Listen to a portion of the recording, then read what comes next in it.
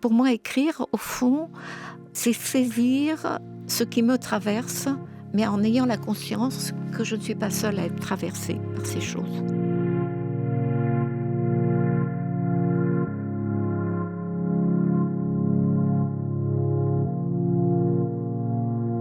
Je ne pensais pas que je pouvais changer peut-être la vie des gens. Et ça a été une découverte extrêmement importante qui a eu lieu avec Laplace, qui a obtenu le prix Renaudot, mais c'est pas le prix qui est important. C'était que je recevais de partout des témoignages me disant que j'avais raconté leur histoire. Et c'était vraiment pour moi non pas une fierté, mais un immense plaisir. Je pense que on est des millions, des milliards sans doute, à avoir vécu ce passage d'un monde à un autre.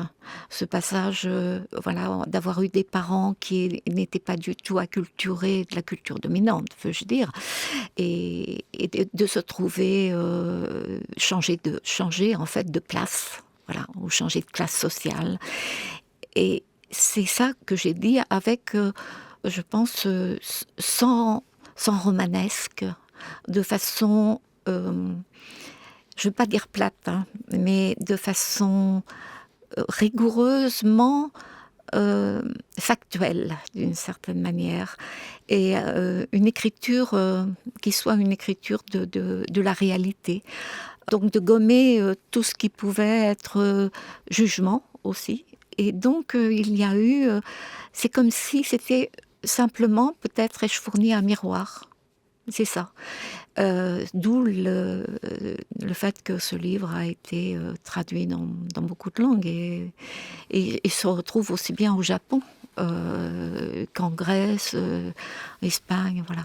Il y a des forces d'immobilisme, des forces de reconduction des privilèges. Bon, on parle beaucoup effectivement de cette séparation des grandes écoles par rapport... tous ces parcours sont des parcours d'exception, mais de privilégiés la plupart du temps. Donc il y a une lutte collective à mener. Je n'aime pas être posée en exemple.